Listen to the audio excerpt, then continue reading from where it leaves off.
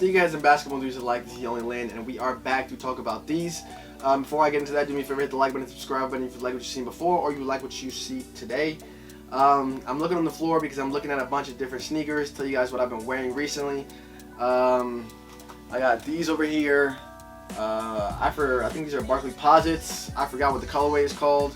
I wore these recently, some Mellow 1 Galaxies. Oh, Jesus Christ, lost the chair. Whew! Almost lost my knee. And I got some off-white 5s. But that's it. Damn, almost lost my kneecap there. Anyways, let's get into these. And we can start off with why I have two different colorways up here. So as you guys know, if you guys saw the unboxings, because I have two different unboxings of these, I'll put them up there. I kind of grabbed two of them by mistake. I asked you guys what you wanted me to performance test, and you guys selected the Quai 54 colorway, and I'm not gonna lie to you, it didn't go well. It did not go well. So the reason it didn't go well in this specific colorway is it has this type of like leather or like synthetic leather. It's completely different than what you have here, which is like a suede. And if you look at the difference, the suede is just like the suede is a lot looser. Just the materials in here are a lot looser. You have the suede on these areas here, running around, and when you look at this, it's all like that shiny synthetic leather type stuff, and it was not comfortable. It was super stiff, very hard to tighten up, and after just one wear, I wore it for, let's see how many hours. I wore it for an hour and a half. I swapped them out. I had to swap them out. It was just too stiff. It was just impossible to really tie my shoes, and I didn't want to have to go through like the breaking process if there was even going to be a breaking process of doing that. One of the main issues was actually the tongue. So like that big piece right here, that big like synthetic part, it just, no matter how hard you tighten the shoe, it wouldn't really grip. The tongue would move around a lot, your foot would move around a lot. Nothing was just very tightening the way I wanted it to. And if you look at the difference, you do have some of that synthetic right here, but it's just like this little piece here. After that, you have like a suede-ish type piece, and that grips the laces a lot better, and that's why I just have to swap out. So we will get rid of these, and we will get into the actual performance review, which is of these, the Luka AI colorway. So we can start off with the traction. That's what we always start off with. And the traction on these was damn near amazing. It was damn near amazing. If you watch the Ja performance review that I'm going to put out today, I did say that it had there were times where you would make a stop and you'd be like, whoa, I've never made that stop before. And I had those same type of experiences with this without the downs that I had in the Ja ones. I don't remember many times where it was like, oh man, I just can't grip on these. Even when I took these outside, the grip was very good, very tacky. What I will say is that there is a little bit of a fraying on here on the like the toe portion, the big toe portion up there, on the, what I would say is the medial of the toe. It does draw a lot. It does attract a lot of dust. This isn't a shoe that's just like pushing dust away. So it does get very dusty, it does get very dirty, but you don't really have to wipe that much, I'm not gonna lie to you. I don't know what type of rubber compound that they use, but it really got the job done very well. Like you can see, one of the last times I wore them was outside, and you can just see like how much dirt is just like clogged up right in there, and they work really great. I don't know if the grooves aren't really super thick, so I don't know if you want to be playing in these outside too frequently, but if you just need a ball sneaker for outside, or like, oh, today I'm going to wear these, this will work well. I know it is on the East Coast, it's going to start getting cold soon, so you're not going to be playing outside too much. So on the West Coast or the South, wherever it's warm, you are going to be able to wear these outside and perform fairly well without any issues when it comes to that. I will say, I didn't actually tell you guys what the traction is. It's lines, man. It's lines. It's a bunch of multi-directional lines. One of the key things that they said in here is that they built this sneaker for Luka's I believe the verbiage they used was multi-directional play. He moves around a lot. He moves around a lot. He does a lot of step backs. He does a lot of fakes, a lot of headzies. So that requires a lot of stopping, starting, doing doing movements where you're moving your foot a lot in different directions. And I think this traction gets that job done. Now I would say it's not one of, you know what? I would say it's up there. I'm gonna give this a 9. This is not the greatest track. It's not the greatest when I think of like this has like a Kobe 8, Kobe 9 traction. If I remember correctly, the 28s, the 29s, if I remember, Jordan had really good traction. This is not that, but it's like just like half a step below that. So those I would give like a 10. I'm giving this like a 9. That is really good. Let me tell you something. That's a very good rating. Traction on these is beautiful. Moving on up, you have for cushioning, you have a combination of Cushlon 3.0. So you have a Cushlon 3.0 wedge, which is on the medial side. You can see here. That is supposed to keep you on the footbed. Super soft, super soft. And then you have what is it called here? I don't know why I forgot. It is Formula 23. So Formula 23 full length. They said that is in a foam carrier. I don't feel that. I don't know what the foam carrier is, but is this the full length Formula 23? Then you have the Cushlon 3.0 wedge, and all that is paired up with the ISO plate, and that's like the whole cushioning system, right? The ISO plate is that little plastic piece that you see run up here, and then if you can see, you don't see it very well in these. You see it better in the Kawhi 54 colorway actually, where it's right here, and then it runs down through here, through the midsole. And like I said, when it's translucent, you can see it. It runs this way, then sideways like that, and then it's kind of like a zigzag type pattern. And it's more so on your the outside of your foot.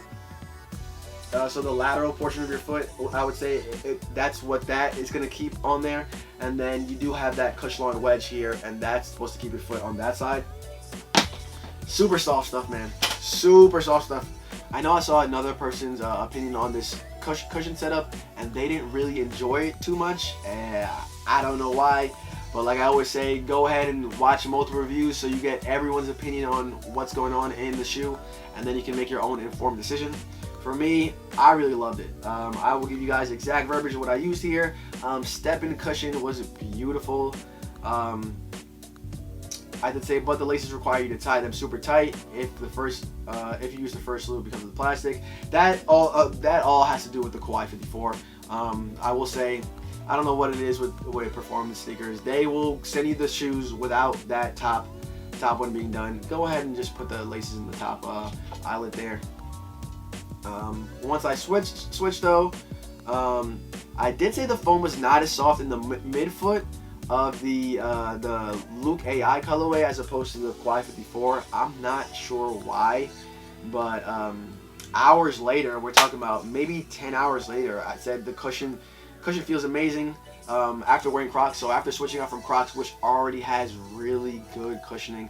I don't know if you guys wear Crocs. Crocs are super soft, super cushiony. They feel great on your feet. I highly recommend them. I switched into these and it was like, okay, these are really nice. So that should tell you something if you've ever worn Crocs. And then even like towards the last couple hours, you're looking at like hour 20, hour 19. The heel cushion was feeling really nice. The cushion heel was feeling really nice. You're getting a lot of jumping and you're getting like an impact in that heel. That cushion works very, very, very well.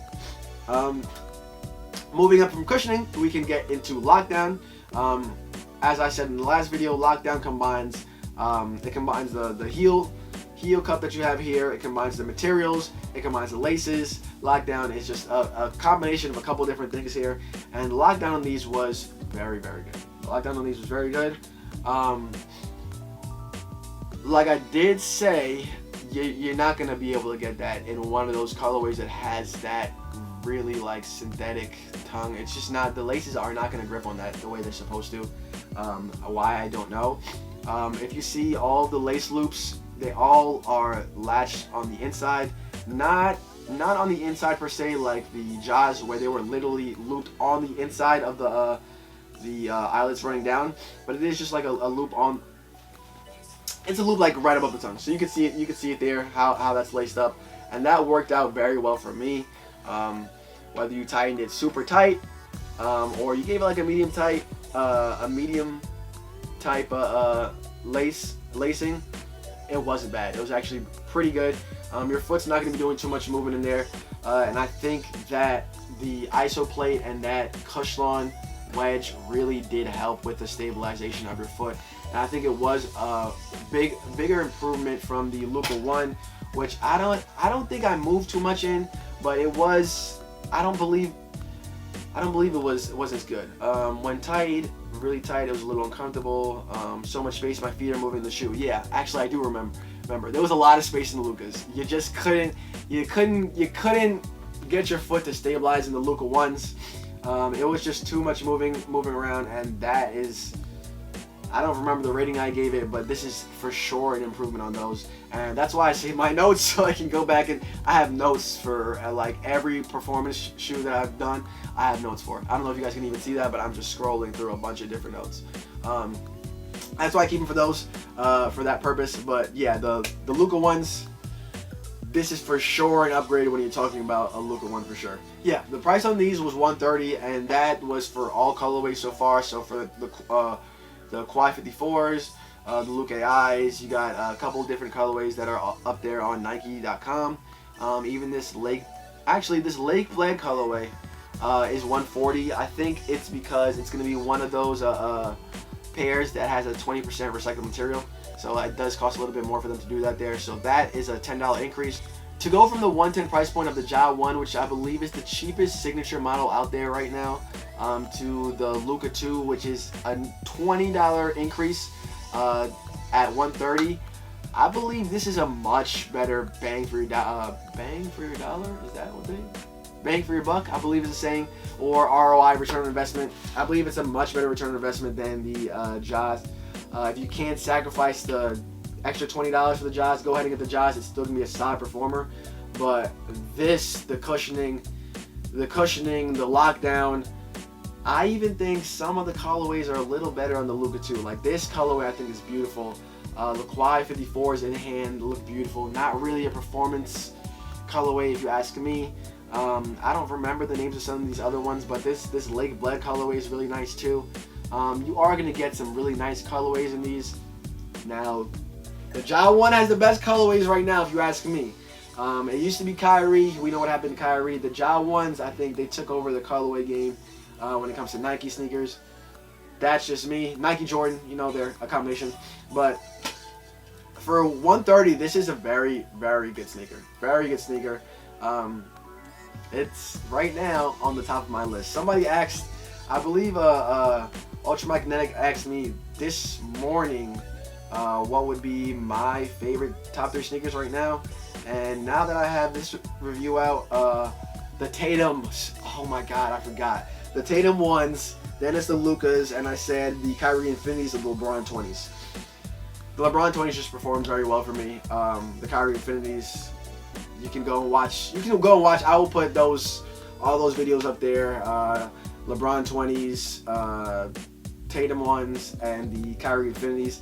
The Tatum 1s, man, I don't know. It's something special about that. If the traction didn't wear down so much, those would be like an all-time great sneaker for me. But it is what it is. Thank you guys for watching this review. This is not the Tatum 1s. This is the Luka 2s. This is the Only Land, and appreciate you guys for watching. Do me a favor, hit the like button and subscribe button if you like what you've seen before or you like what you saw today. There is plenty more to come, and I am out of here. Y'all have a good one.